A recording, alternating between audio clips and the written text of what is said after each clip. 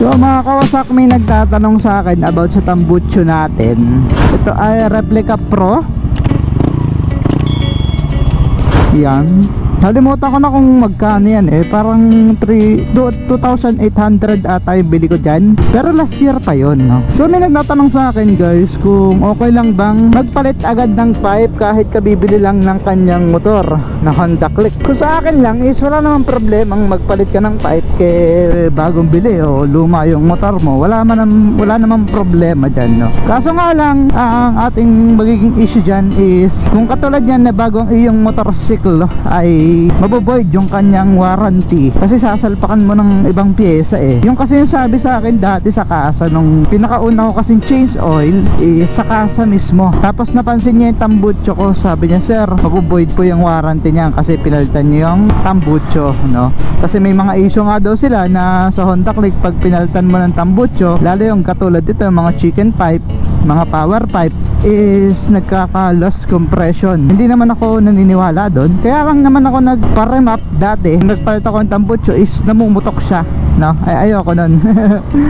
Actually nakatakbo na ako ng almost 1,000 mahigit kilometers bago ko to napa-remap, ano, simula nung pilit ako ng tambucho. So kung magpapalit naman kayo ng tambucho ng muffler is baka itanong nyo din kung kailangan ba talaga ipa-remap. So sa akin naman ay hindi naman dapat talaga kailangan ipa-remap, pero to make sure mapanatag ang ating kalooban at wala tayong isipin is idagdag mo na ang pagpaparemap pag nagpalit ka ng tambucho. O kaya kung magpapalit ka nga ng muffler doon na sa may dyno tuning na shop, na motor shop, para hindi na kayo lalayo, ano, para makompute na agad, hindi na baklas kabit yung pipe nyo.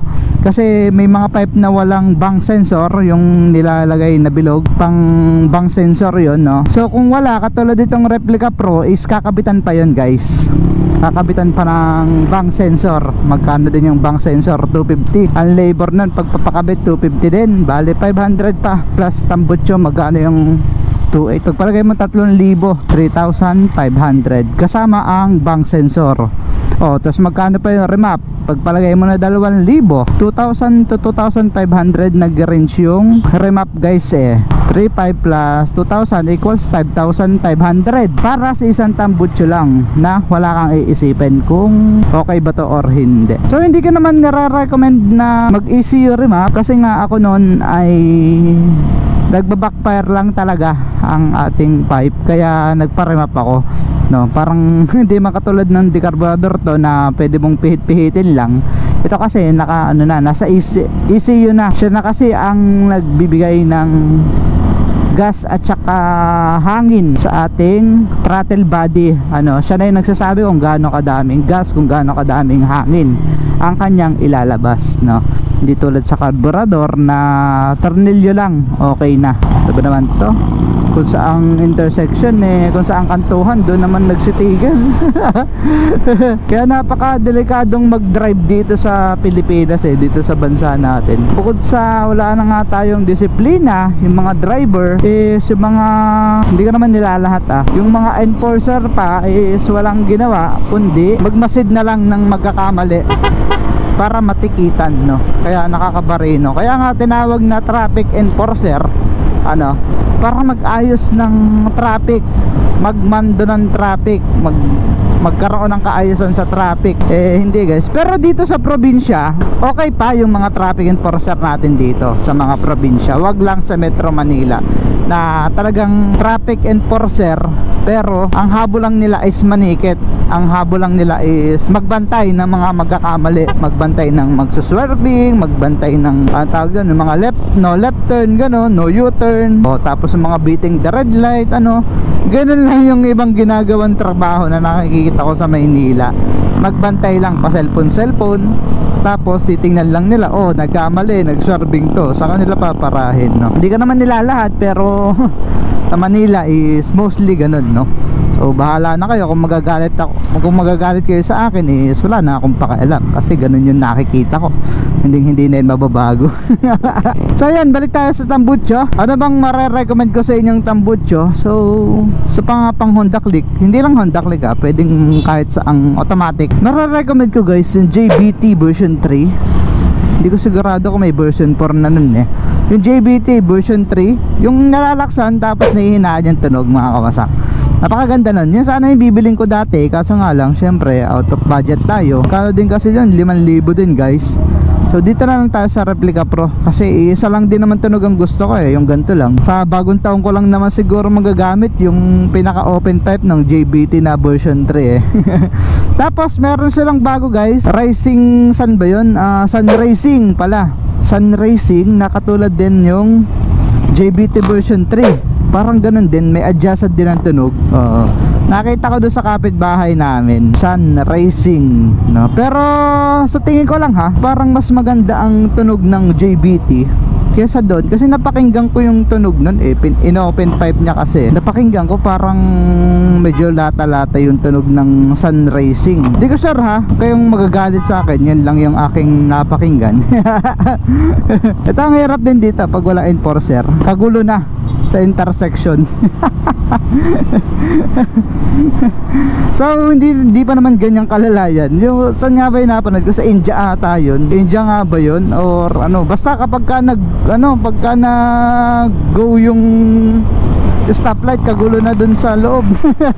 Kagulo na dun sa intersection, no? So much better din guys, mas gusto ko ha kapag ka nagpalit ng tambutso is mag-upgrade na din kayo ng panggilid nyo. Ano, suggestion ko lang, pero di ko pa nagagawa yun kasi parang sa tunog niya oh, magpalit kayo nung ano ba yung pinapalitan doon, bola ba o center spring, yung para sa RPM, para konting piga nyo lang is mataas na yung RPM, no? Para mapakinig nyo agad yung tunog ng ano nyo, yung tambutso. Di ba ganoon naman talaga pag nagpalit ng tambutso eh, ang sarap lagi pigain kasi ang sarap pakinggan, no? Ayo. Wala nang hatak yung motor natin, na-delay na. So kailangan ko na nga siguro magpalit ng center spring, clutch spring. Ayoko kasi pabuksan yung panggilid pa. Baka mamaya eh wala pa akong pera eh, baka mamaya may makita tayong papalitin. Eh nakaw, eh imbes na clutch spring at saka center spring lang yung bilhin natin eh, baka mamaya may sira pang bola dyan. Naku po. Hindi na mahirap pagka magkakalas eh, no? Hindi mo malalaman, hindi mo masisigurado kung yung plano bang palitan is yun lang yung papalitan mo. Kasi pag may nakita dyang sira katulad ko, hindi na ako mapapakali kapag may nakita akong konting sira dyan sa panggilid. Katulad nun yung bola, may kanto lang na konti is pinapalitan ko na agad. Ganun ako ka-arte. Hindi kasi matrabaho din naman magbukas ng panggilid, di ka naman yan kaya pa at hindi pa ako nakakapagbukas ng panggilid. Eh at least pagkabukas ipapalitan din naman yun sooner or later. Eh bakit hindi papalitan ngayon, no? Kaya pag nabuksan at may nakitang may problema is pinapapalitan ko na kung may available silang pyesa. Pero kung wala, bumibili pa talaga ako sa ibang shop, no? Diyan lang naman ako nagpapagawa kay JCJ Type Parts. So yan lang, wala namang problema guys kung magpalit kayo ng aftermarket na tambutso kahit bago pa yung motor nyo. Kahit kalalabas lang sa kasa, walang problema yan. Pero take a risk, kasi yung mga issues natin is hindi ko naman alam, kanya-kanya lang paniniwala yan. Kung naniniwala ba ka dun kapag nagpalit ka ng tambutso ay may pagka-loss compression, makakatok yung makina mo, yung ganan. So much better na para kampante din yung kalooban nyo is isama nyo na yung ECU remapping para matansya din niya, matono niya yung air and fuel mixture para swak na swak lang yung makina nyo. Tsaka wala siyang backfire guys, promise. Nung na-remap yun, nawala yung backfire nito.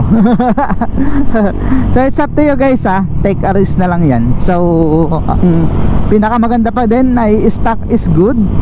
Wala kang ano papalitan kundi gulong-gulong, change oil lang. Yun talagang wala kang problema. Hindi katulad natin na gusto pa talaga natin ay may ingay, hindi tayo makontento. Is yun yung mga risk natin na mga nag-upgrade. Sana mga kawasak, ano, sana may natutunan kayo. And ride safe always, and peace out. Hindi tayo makahagot ngayon, no? Kita nyo naman, no? Ang sikip. Bye bye.